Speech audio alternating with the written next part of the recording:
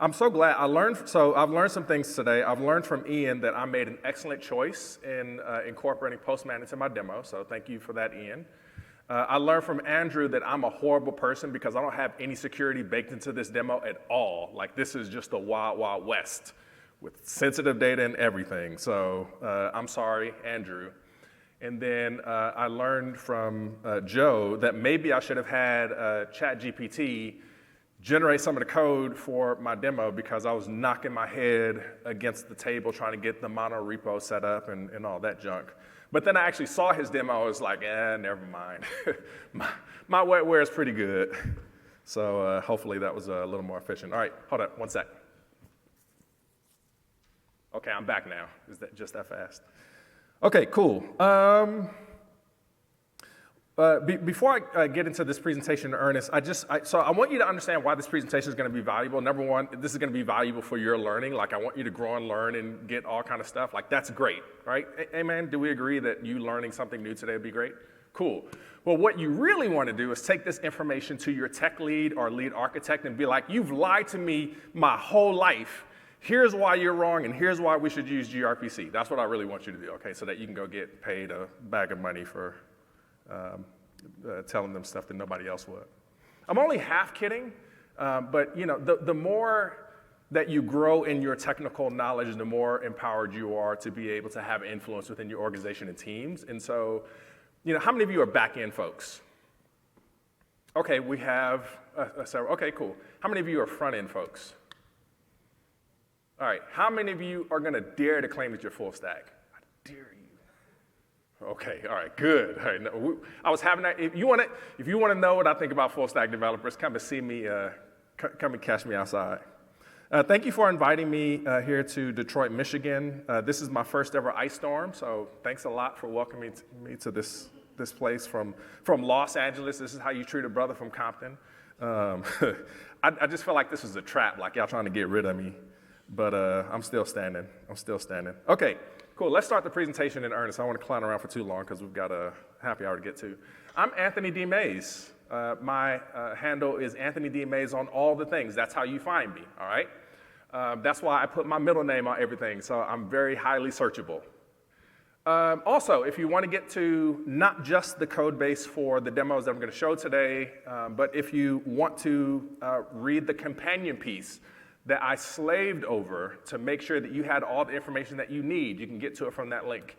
If you also, all right, how many of y'all are in the job that you're going to be in for life, like working at the company that you're working at for life? Okay, so a couple of you are going to retire where you're working at right now. Okay, so that means that the rest of you are going to interview at least maybe one more time.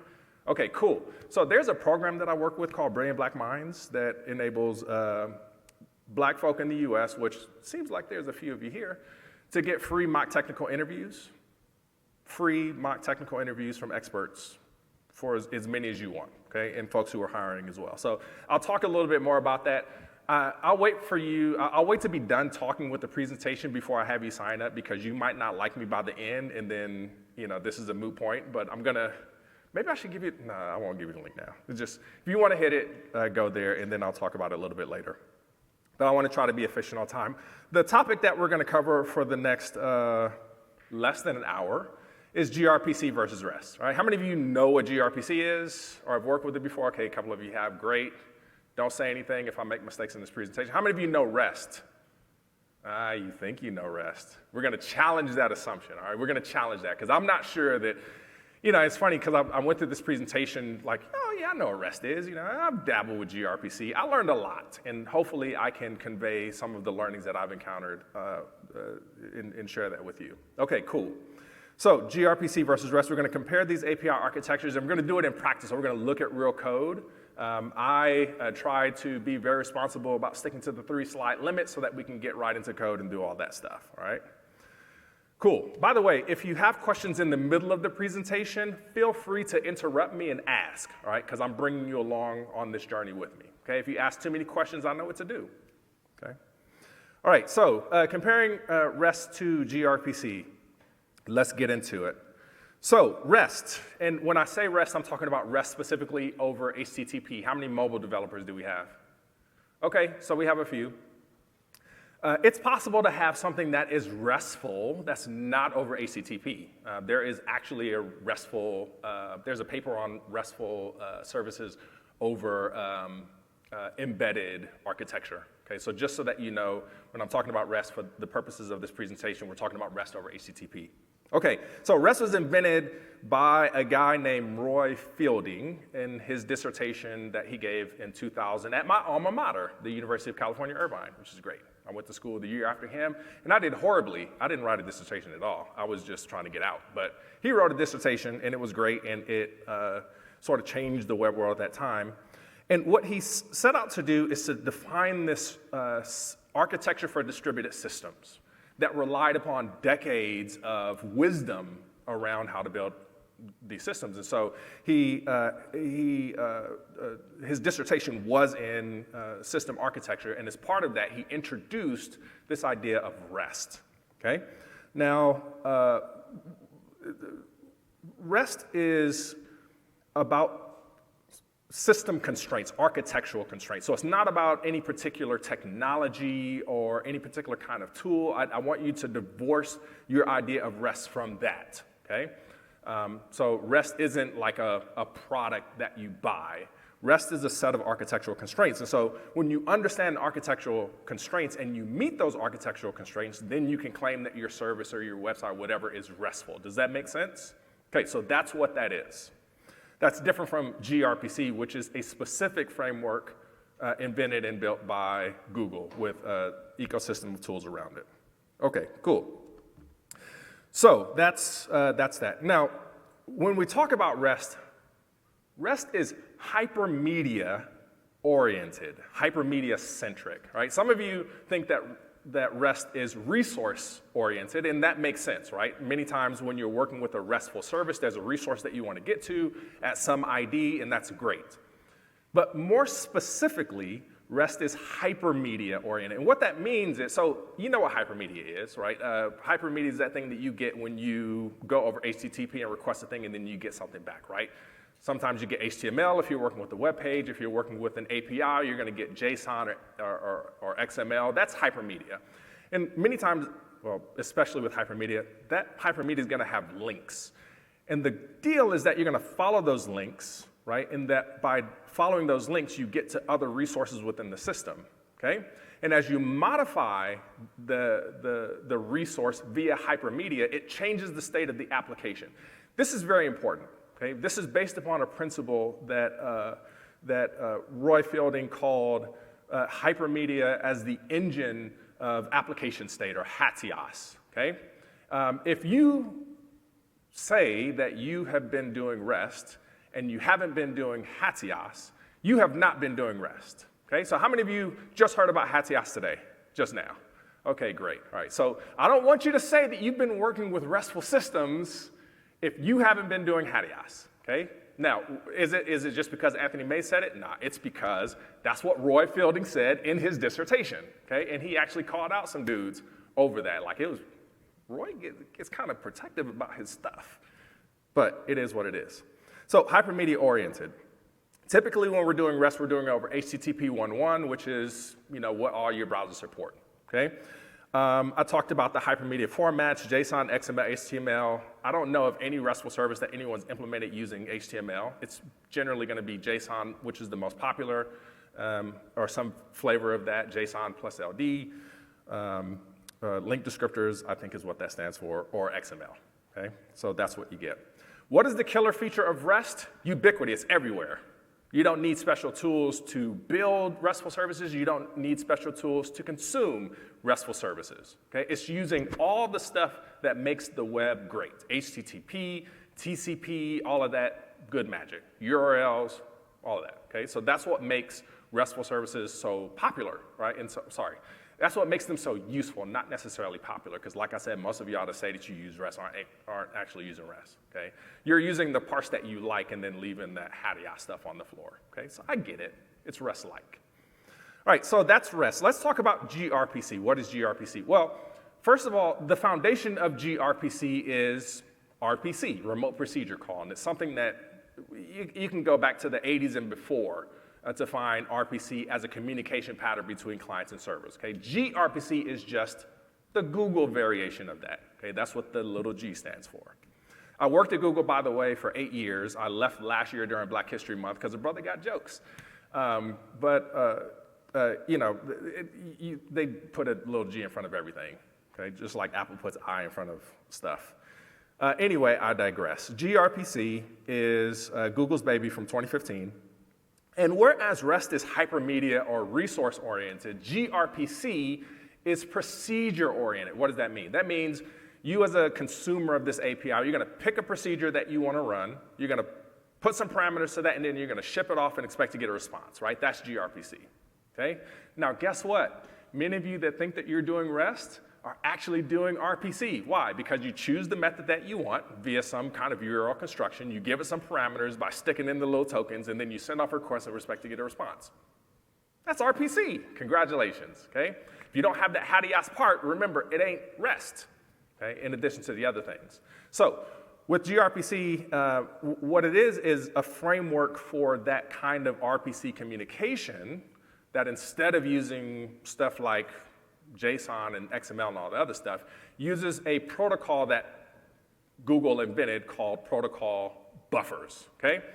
What protocol buffers are is this way of representing data that's highly efficient when serialized on the wire. So what it does is you take this thing and then you compress it down into bytes and then you send that back and forth on the wire and it's supposed to be super fast.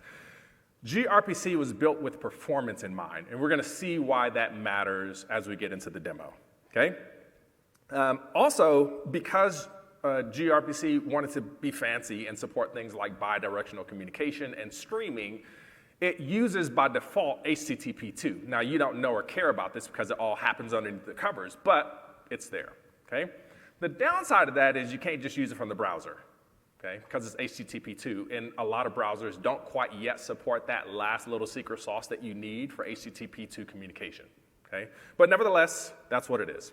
So we're using protocol buffers. We're not using JSON, XML, and all that stuff. It's built for performance. One other thing that I should mention, anytime that you're dealing with RPC, you need an interface description language, okay?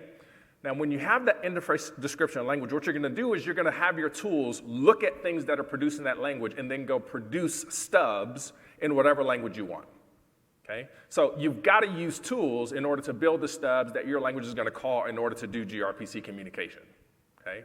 You're not just going to point your browser in this direction and then use the service, okay? But again, the flip side is, the trade-off is that you get performance as a result, okay? Cool, so let me keep my computer from going to sleep for a moment and then we'll get this show going. We're gonna go ahead and get into the demos right now. Oh, well, let's talk about what demo I'm gonna show. So for this demo, what I wanted us to do is to build an address book. Well, actually, I don't want us to do it because I already did it for you. But if you want to go ahead and make your own address book app right now, go ahead. I'd be impressed if you make a new app using gRPC with the lessons I'm teaching you right now. I will figure out a way to get you employed somewhere nice. So with our address book, we've got the basic stuff. We want to be able to CRUD some contacts. That's what we're going to do, right? Create, read, update, delete. That's what we want to do. And then, maybe we'll get a little fancy with how we read the context. But other than that, it's pretty simple stuff. I've got some technical requirements, too, because I'm fancy like that. I want full stack type safety. That's what I want, okay? So I don't want to just be sending stuff that I don't understand. I want to be able to get compile time errors when I use the wrong property and all that jazz. I want a browser consumable API. Okay, so I want my API to be used in the browser environment to make it convenient for folks who are working with it, okay? I want it to be unit testable, so it should be fairly trivial for me to write unit tests against my API to make sure that everything's good, because guess who produces bugs? I produce bugs, okay? I'm a bug factory, that's what I do. So I want unit tests to make sure that I catch that stuff. Me personally, I like the idea of having a monorepo. I want to be able to build everything. It's a Google thing, right? Like, monorepo is a big Google. I know it's getting popular. What can I say? It's hard to teach an old dog new tricks, I guess. And then the last thing is that for the different variations of the demo, I've tried to minimize the differences between each project, and we'll see why in a moment. But I wanted to make sure that as you're looking at the demos, if you literally did a folder compare of one demo to the other, you would see only the stuff that was necessary to change in order to get that working. So does that work for everybody? cool. And even if it doesn't, it's just, I'm already done. I'm not gonna do any more work. Like a brother is tired. Okay, cool, let's jump into the demo. Here's Visual Studio, or Visual Studio Code, that's what it is. I'm a Vim guy, so I had to learn how to get comfortable with VS Code for y'all. Like, come on, man. Can you show a brother some love is all I'm saying. Okay. I've already downloaded the demos to my computer because I don't trust the Wi-Fi here. I don't trust the Wi-Fi anywhere, but I especially don't trust it here. And so I'm in my folder. Let me just prove to you. I've got 3 projects here. One is gRPC. So the first one we're going to look at is the REST API app. Okay, so we're going to look at the REST one first. And if you notice, it has the structure of 3 packages. Okay, so this is how I have the mono repo structured. It has an API package, API types, and client. So there's an API, there's a client, then there's API types that sit in the middle so that I get that typing information full stack. Okay. If we look at the gRPC API app, same folder structure. Okay, same folder structure. When we get to the REST app, there's one more folder there for proxy. We'll explain what that is when we get there, but I just want you to be able to kind of stick with that mental model as we go through all of this. Okay, this is the 1,000th and first time that I'm building this code, so I'm sure that it's going to break this time when it worked all the other times before. All right, let's do this. Well, one thing that I like about VS Code for sure is that I get this terminal view. And because I didn't pre-write all this stuff, I'm gonna have to do it by hand. Yay. Okay, so I'm gonna install this, do the npm install to get this all going. This should take a moment. Come on. I wanted to actually do this demo on a Chromebook, but it turns out that the Chromebook is more useful for me showing my notes. So I tried to make sure that this works on Mac, on Chrome OS, and on Windows. And for those of you who aren't using WSL in Windows, shame on you, but the project still works in the whatever DOS is called nowadays. Okay, cool. So I did the npm install. Now what I want to do is specifically build the API types package because everything depends on that. So let's do that.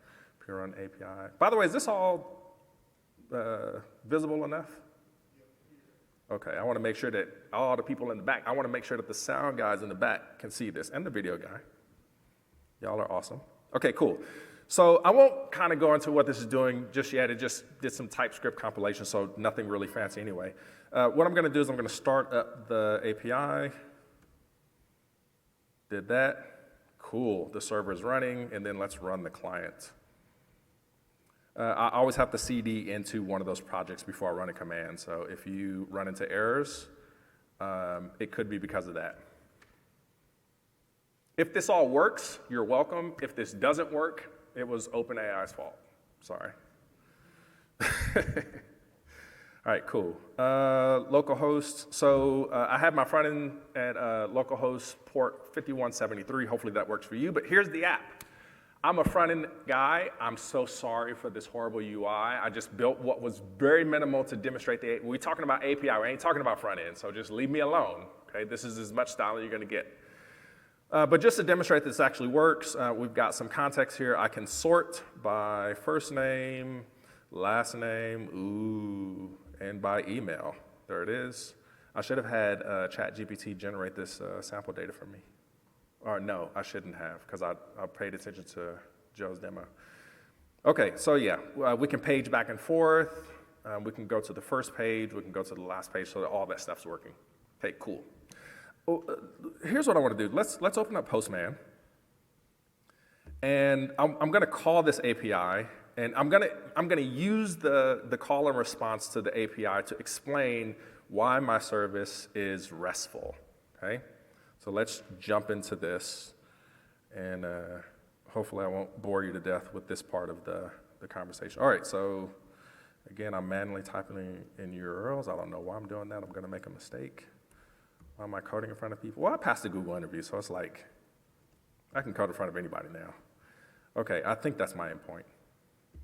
Saying, yeah, there it is, cool. I did it. Let me stop pressing the mouse button so hard. This podium is really low. I'm 6'5", so I'm really struggling today. Okay, let's talk about why this is useful. So there are some constraints, like I said, with REST that matter. The first is this idea of uniform interface. Okay, what does that mean? That means that users of the API should have uniform expectations about how to get to resources and how to interact with the resources. Doesn't matter what we call a resource, there should be a consistent expectation among the clients. Okay, that should hopefully make logical sense to us. So under uniform interface, first thing, we need a consistent identification of resources. Well, how are we going to do that? I'm going to use the URL. Okay, so I've got a URL. I'm basically following this v1/context approach. Okay, so I can get to hostname / v1/context. Now, Roy Fielding would say, he literally said that if you put v1 in your URL, you're basically giving an FU to your users. Okay. If you want to understand why he said that, go read an article. But the idea is that when you're building a truly RESTful API, you shouldn't need to do this versioning stuff because you're going to keep things consistent and backwards compatible and all those other kinds of things. It can be a bad sign when you've got a V1 because the expectation is, I might break the world in V2. So that's just a little bit of background, maybe more than you wanted to know. But anyway, I know that I can get to my context because I've got this addressing scheme. Now, what if I wanted to get to addresses? Well, I can address that, no pun intended, by updating my URL scheme in how I identify that resource. Does that make sense? Okay, so we've got that. We're going to use the mechanism of the URL to identify resources that our clients can interact with in the system. Okay, that's first thing. Second thing, uniform interface. The manipulation of resources through representation. So this is where we start talking about hypermedia. Okay, so I've got this thing called a contact, and I'm going to represent it to you as a blob of JSON. Right, that's what I'm going to do. So, and as you can see from the response body here, I've got this JSON that's supposed to represent a list of contacts. So I've got this resources thing here, and I'm going to fold this up, and there's a list, and you can see what the page size is, and page number, total count, all that other stuff. I won't bore you with the details of that. You can see some other things that are happening here, but this is what the JSON is. Okay, so I could represent this resource as XML, that would be fine. Okay, I could even represent it as HTML. That's totally cool too. I'm choosing JSON for efficiency, naturally, because who needs all those curly, who needs all those angle brackets? Okay, another thing that I need are self-descriptive messages, and what does that mean? Well, you can see what message I have here. You can see that it has fields. You can see what the names of the fields are. Okay? Not only can you see the names of the fields and where they are in the nesting relationship, but they also have types, because this is JSON, so I can tell the difference between something that's a string versus a numeric. Does that make sense? So this is what it means to have a self-descriptive message. Okay? I don't have to go through a lot of, everything that I need to pretty much understand this message. I'm not talking about semantic understanding. I'm talking about like being able to consume the message programmatically. That's all available there. I don't have to go pull in these other assets in order to understand what this message is, okay, and to interact with its fields and things of that nature.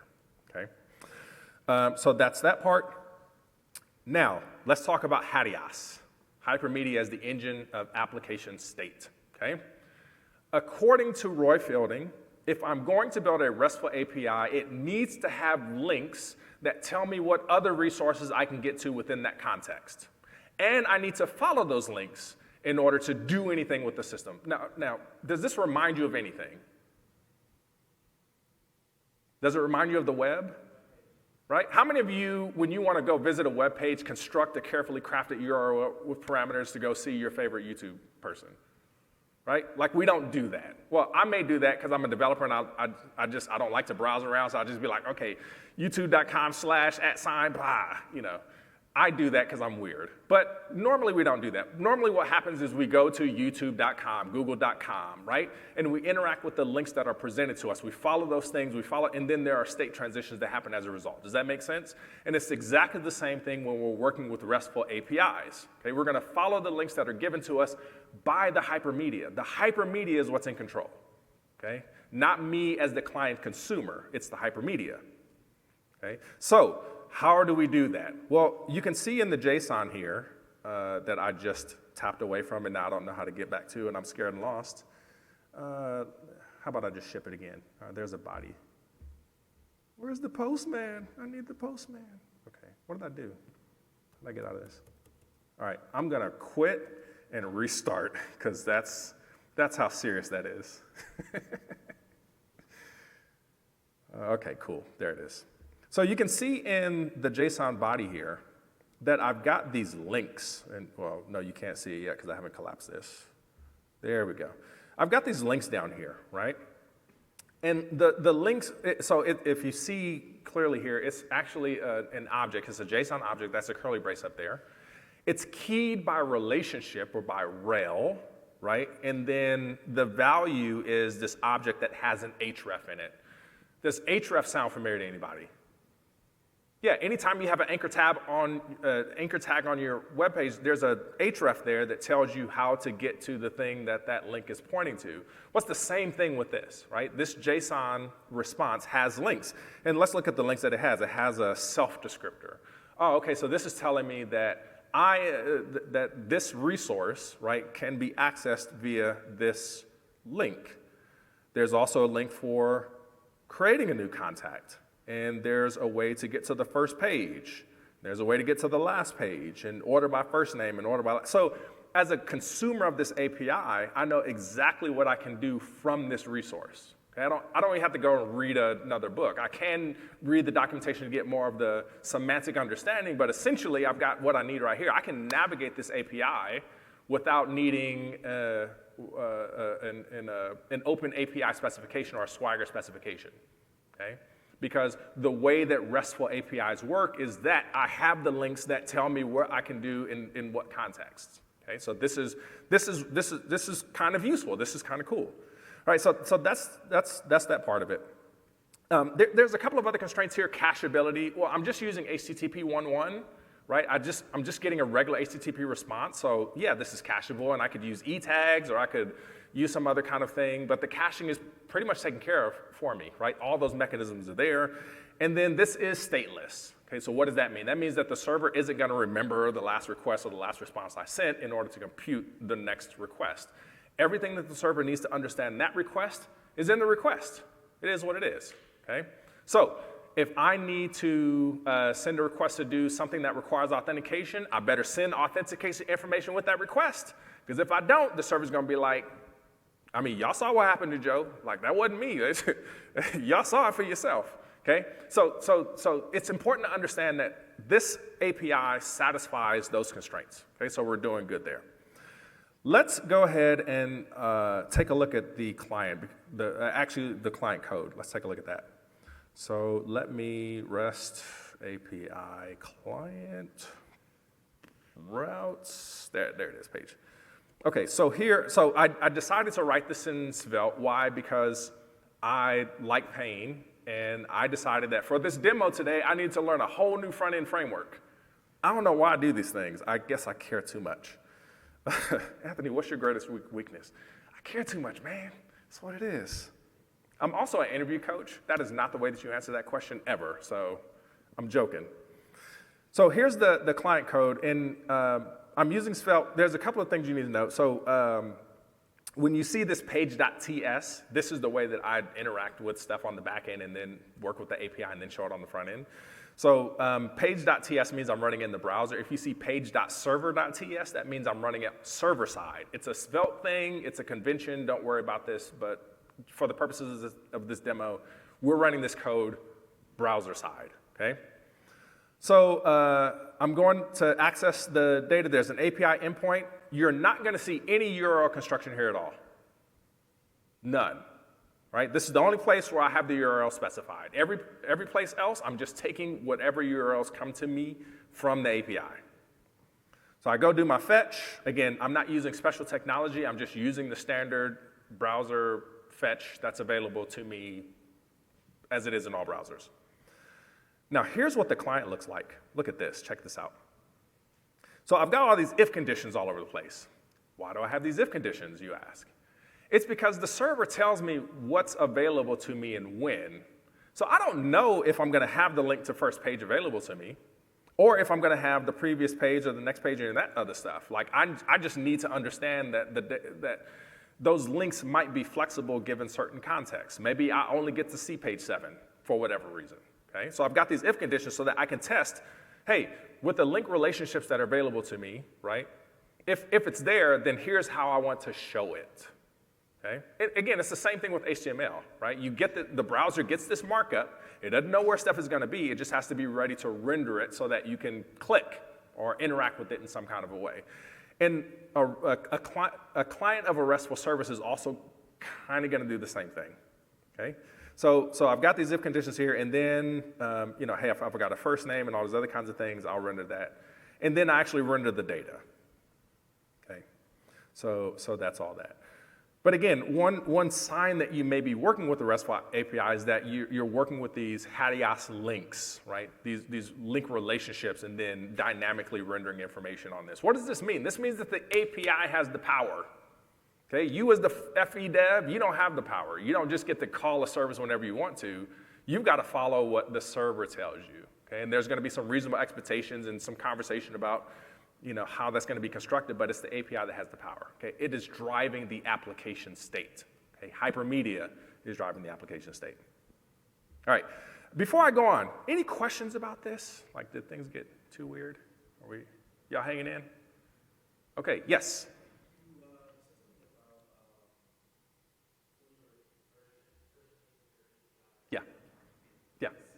Yes. Yes.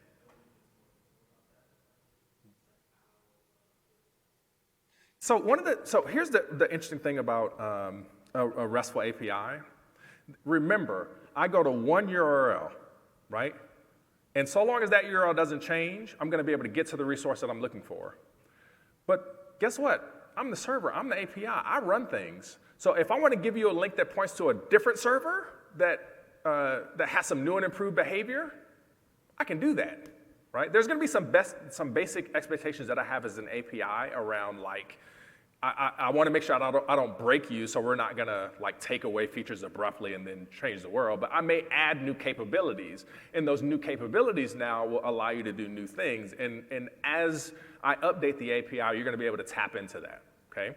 So in good API design, I don't want to break you. Things should be static, they should be fixed, and I should only be able to add new enhancements that deliver value to you as a client.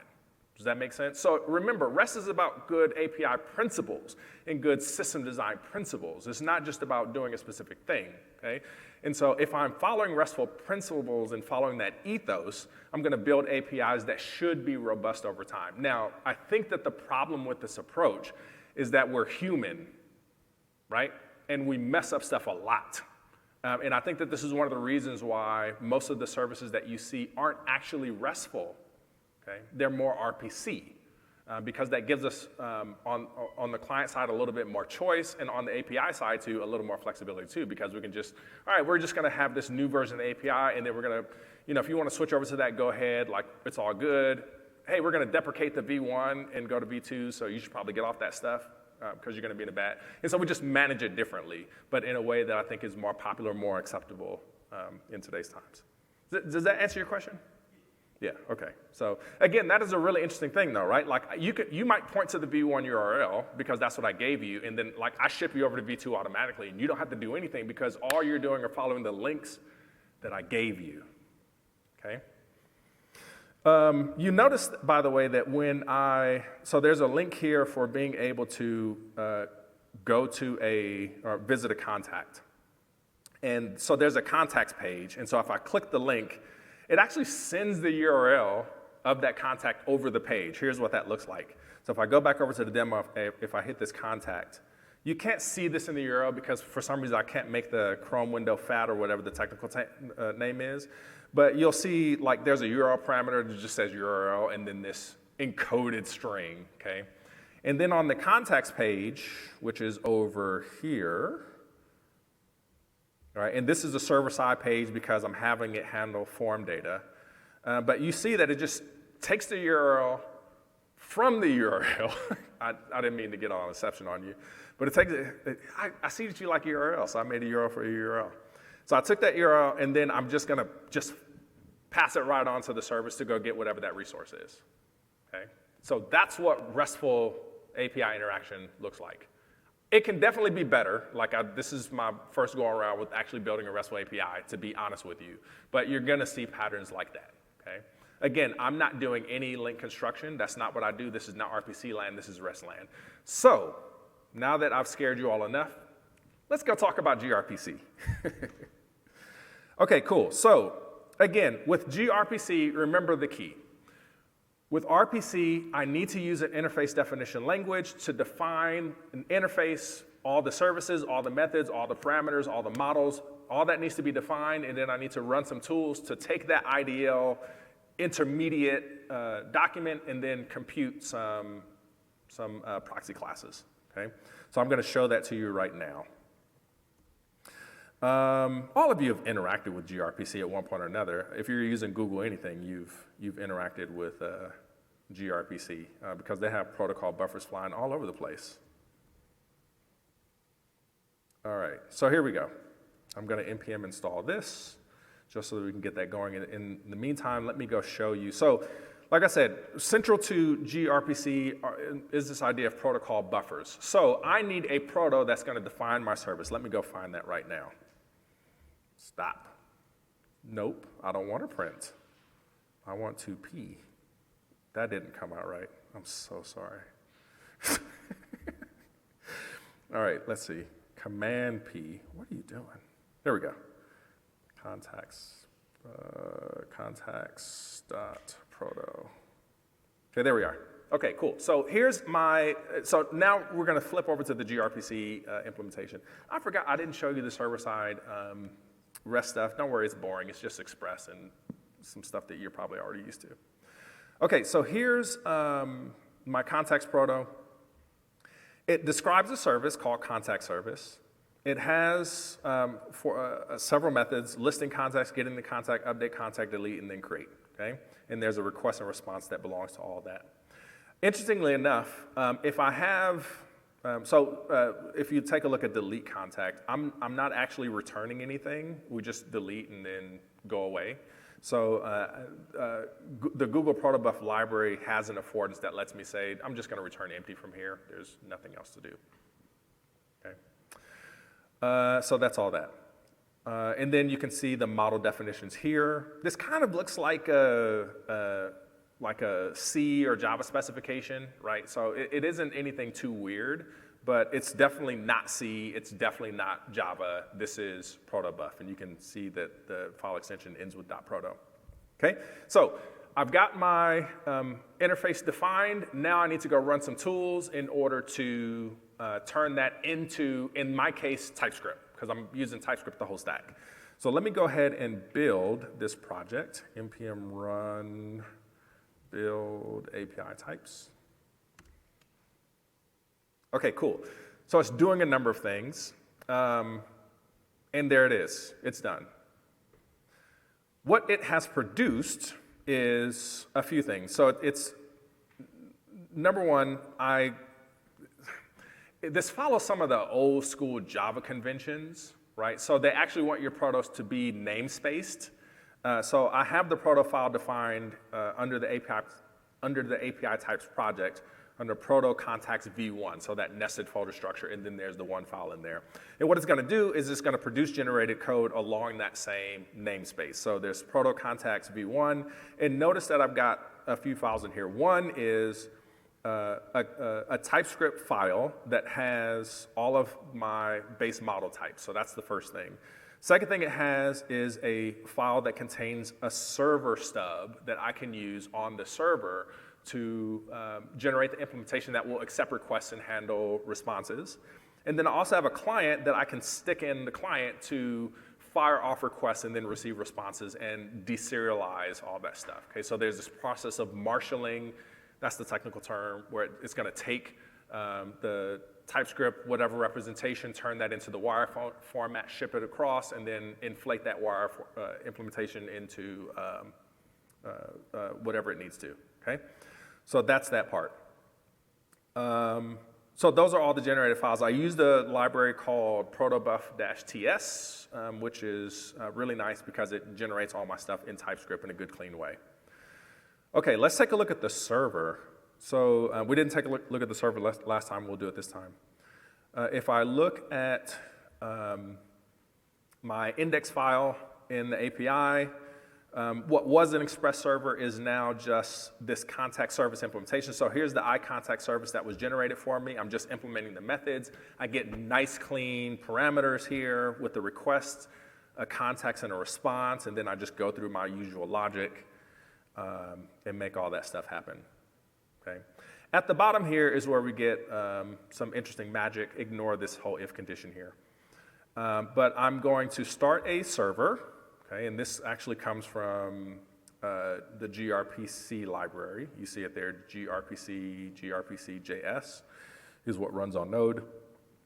And yeah, I bind it and I configure my credentials mode. So I'm going with create and secure because I didn't listen to Andrew's talk 2 weeks ago when I built this. So shame on me. You never do that in production code, obviously. I'm going to add my services. So there's my implementation and all that stuff, and then I get to go. Okay, and that's it. That's my server. So it's not terribly complicated. It does what it needs to do. That's the implementation on the server side of my gRPC-based API server. Okay. All right, so that's that. Let's take a look at the client, which is somewhere in this rat's nest of files. Here we go. So again, going into source routes. Now notice that, in the other implementation, I have page.ts, and I told you that runs browser side. This is page.server.ts, and why is it? Because my client can only run in a Node environment. Boo. Remember, this is HTTP 2, so I've got to use these libraries that are running on my front-end server, not in the browser. Okay. But everything else is as you would expect. I'm going to create a client, which is here. So I've got this contact service client. It takes a transport. So this is nice. There's a decoupling between the service client and the transport. So if I want to use gRPC, I can do that. If I want to use a different kind of transport protocol, I can also do that. Okay, so I don't have to use the gRPC one. There's a couple of options that are available for me with this library. And then after that, I just call the method client.listContacts. Okay. Now remember, this is a client-generated stub, so I get full type safety, I get all of the stuff that I would expect. I know exactly what the service will expect of me. I know exactly what kind of result I would get. And I get to use the nice ES6 await async stuff, so that's all good. Now, this is kind of secret sauce stuff, but Svelte needs just a plain old JavaScript object, and what the API produces isn't that, so I had to serialize back and forth. Again, you probably wouldn't do this in real production code. I just did this as a nicety. Now, again, a lot of this stuff, now this front end looks a lot more familiar to the kind that you're used to, where you're going to take that response and go do some stuff, and it's a lot more deterministic based upon what you want to do as the FE, as the front end dev. Okay, so that's all of that. Nothing too complicated. All right, let's get this running and look at the request. What we're going to do is we're going to spy on the requests that go back and forth, and for that I'm going to use a tool called Wireshark. Anybody use Wireshark in here? Fantastic. Isn't it so nice? Yeah. I sometimes I don't understand half of what's happening in there, but the half that I do understand is very powerful. If you want to see how your sausage is made, check out Wireshark. Okay, it gives you all the great stuff. Okay, let me get Wireshark open. Now, Wireshark can debug and inspect protobuf stuff for you, which is fantastic. The problem is it doesn't always decode the messages reliably without me having to restart the server. So I'm going back to the home page, which is now running my gRPC API client. And when I go to, let me filter the traffic down because this is a lot. There we go, that's better. Okay, so you see that when I refreshed the page and went to the home screen, I'm making my request over HTTP 2 now, not over HTTP 1.1, okay, or just HTTP as you would normally see it. You can see that I actually sent a proto, so it understands that and did some interactions. Here's the 200 OK response. I'm going to restart my server, my API server, and then rerun this again. And what should happen is that you'll actually see gRPC requests. So this is actually a gRPC request, and this is a gRPC request. Let me clear this out first. No, I don't want to save anything. Gosh. Okay, cool. There it is. So now you actually see in Wireshark that my client made a gRPC request, And because this is Wireshark, I get the awesome ability to actually inspect the protocol buffer and see the message that was inside. Now, I had to configure Wireshark for this by going into the settings, which you probably won't be able to see. So if I go into preferences here on this really small screen, there's a protocol thing, and then I can go to protocol buffers, and then I can go and specify where my proto files are so that Wireshark knows how to understand the messages that are going back and forth. Because without this, it just sees binary, it just sees bytes, okay? But by giving it the proto, it says, oh, I see that these bytes correspond to this message, so I'm gonna go ahead and decode that for you and show it to you. Okay, so you gotta do that if you wanna be able to debug. There's more on the gRPC.io website that explains that for you. Okay, cool. So we can actually see the request, there it is, and then we see the field that we have, so there's the page size, we're all good. Boom, rocking. And then I can go see the response, there it is. Look at that, I've got the contacts, I see that it's a response, I see all the stuff that's in there, like we are batting 1,000, okay? I'll just quickly show you this. I don't actually need to do this for the demo, but my man Ian did such a good job that now I gotta show it off. You can make gRPC requests in Postman. You can configure your protos, and then all you gotta do is say, here's my server, and here's the service I wanna dabble with, let's do list contacts. And it shows you nice JSON serialized data. Like, isn't that amazing? Like, that's dope, I like that. I don't have to build a whole front end to interact with it. I can use Postman to do the messages back and forth. So as a convenience tool, especially when you're debugging or developing your API, this is clutch, okay? You know, again, it looks like a regular HTTP request because HTTP2 is just a superset of the HTTP 1.1 stuff. So you get all the HTTP 1.1 support that you normally would, plus the additional niceties of HTTP2, okay? So I just wanted to quickly show that off because, you know, they didn't pay me to say that. It was cool. All right, sweet. So let's leave Wireshark running, it's cool. So, as I said before, I wanted my API to be browser accessible. But unfortunately, it ain't browser accessible, right? Or at least not yet. My client can't talk to my API in the browser, okay? But what if we could take the benefits of gRPC, you know, that very efficient wire serialization format, but put a REST-like interface in front of it, right? Would anybody be interested in that? No? Okay. Oh, okay, I see a couple of hands. I was like, what if nobody raised their hand? Does that mean I end early? I don't know. Well, I'm gonna show it to you anyway. So, yeah, so what I'm gonna do now is I'm going to take gRPC and I'm gonna use something called Envoy. Envoy is a way for me, it's a proxy server. It lets me set up a reverse proxy server that will allow me to take requests over HTTP 1.1, right? And then it's gonna transform it into something that gRPC can understand, okay? Now, it turns out that Google gives me some more magic in order to make this happen. Google has in their API library some annotations that I can make to my proto to say, for this service and for this method, I want to make it accessible via HTTP GET at this particular path, okay? And it's going to take these parameters, right? I can do that. So it allows me to make those annotations on my proto, and then what happens is my Envoy reverse proxy will read the proto and say, hey, I noticed that there are some things that I should expose at these paths. I'll go ahead and do that for you, and then start taking requests, okay? And by the way, you want JSON? You don't have to deal with the, oh, no problem, I got you. Okay, so let's take a look at what that looks like.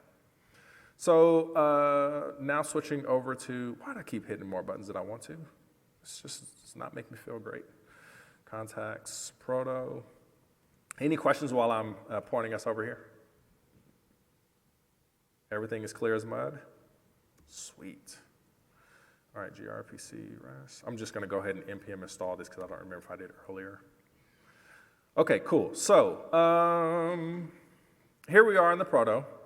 Notice that I've now got, again, these annotations. So there's this option, Google API HTTP, and then I'm saying I want to be, when clients make a GET request at this relative URL path, I want that to call this function, Okay, so it's going to determine that routing for me. So I've got some GET requests. I've got a PUT request here.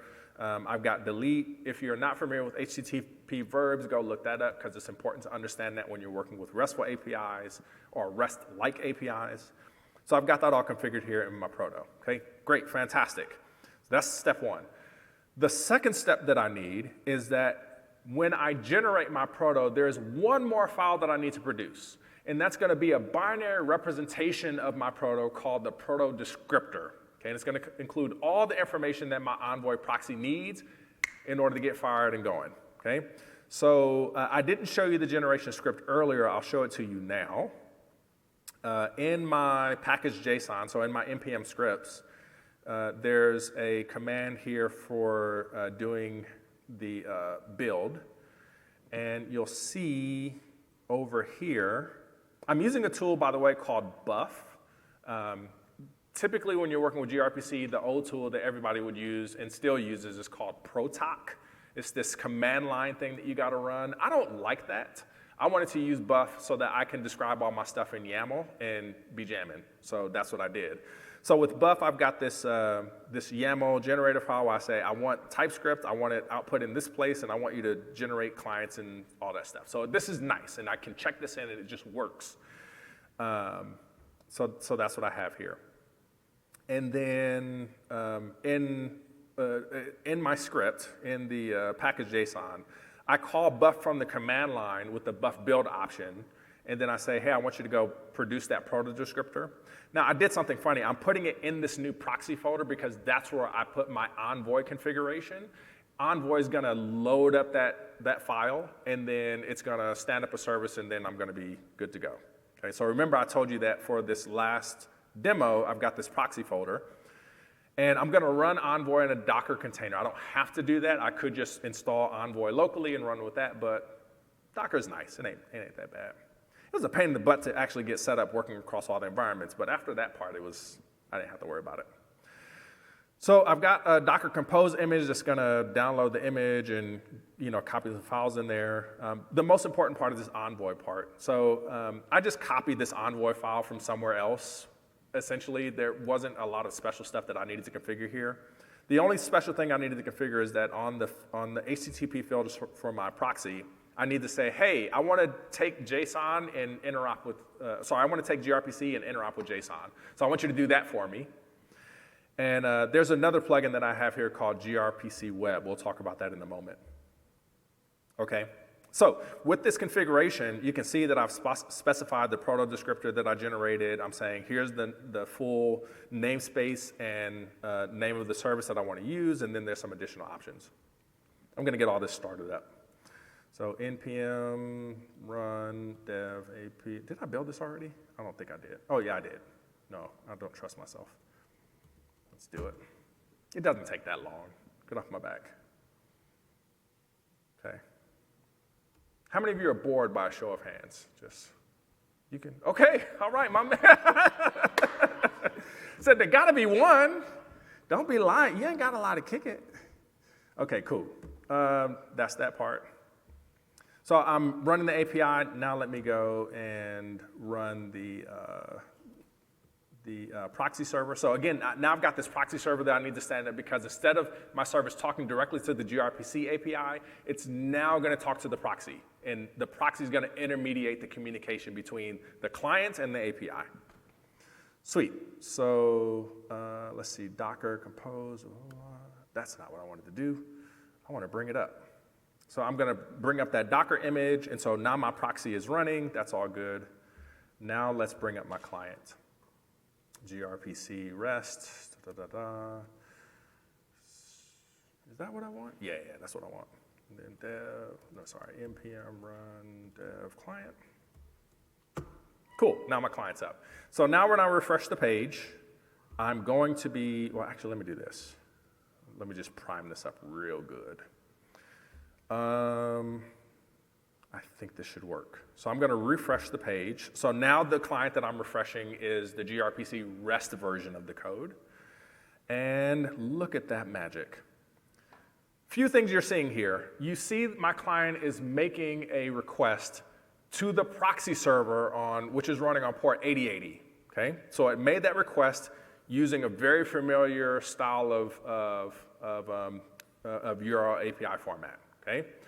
Now, the proxy server is gonna now forward a gRPC request to port 9090 where my gRPC service is running, okay? So it went ahead and did that and turned it into a gRPC request. So you see that all the parameters that I had specified are now being passed through. I'm gonna get a response from gRPC, right, in the gRPC format, and then my proxy is gonna turn that into regular old JSON that looks like this, okay, with all my contacts and all that other stuff. So I am slamming, right? Now I'm dealing with my gRPC service as though it were a REST-like endpoint, which is fantastic, okay? Now, let's pay attention to one more thing here. I want you to notice that the response that came from gRPC was 1,500 bytes on the wire. Look at what happened when it turned into JSON. It doubled in size, right? Why is it? Because the protobuf format is so efficient at representing data in just the bytes and just giving you what you need, right? As soon as you turn it into JSON, you got to blow it up, okay? So one downside of this approach is you've got to not only deal with having to take an additional network hop, but you've also got to blow stuff up and deconstruct it to and from JSON, okay? And that's not necessarily fun, okay? But I got a trick for you. You want to see it? Remember in that Envoy YAML file, I told you that there's that other filter I had called gRPC Web? Well, that's a special library that Google put together that what it actually does is it allows you to communicate using the binary protobuf format. You can either send bytes or you can send a base 64 encoded string via HTTP 1.1, okay? This is the part where you say, ooh, right? So it will do that, right? And then it will send it out. So I'm still gonna make that additional network hop, but look at what happens when in my demo app, I have a special page called gRPC-web. So when I didn't do it. gRPC Web, I just gotta learn how to spell. So now this is my modified page that's using the gRPC Web thing. Look at what happens. The gRPC web request, okay, that's there. You know, it actually sends less data than what we send off to our gRPC server. But look at the response. So here's the response here, 1,463 bytes on the wire. And here's what actually made it back to my client, just a couple hundred bytes more, okay? So it's more efficient, I get that benefit, but now I can interact with my API in the browser environment. So that's what I all of a sudden get. And let's take a look very quickly at the code here. So gRPC REST, routes, page. So remember that now here's my page. I get to use this on the browser side because remember, in the first example, I'm using my Envoy proxy to just do JSON interaction with a regular old REST-like URL and do all that stuff and do the request and response. So I'm good. So I just get to fetch just like I was doing in the earlier example, okay?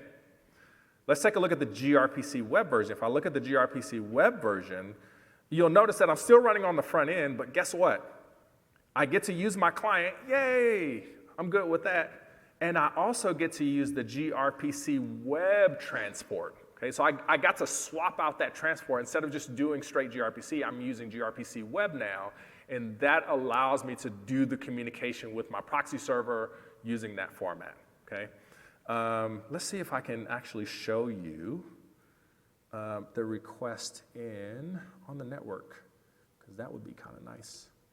I don't remember if it'll let me do that. Yeah, it did, sweet. So let me blow up the thing here.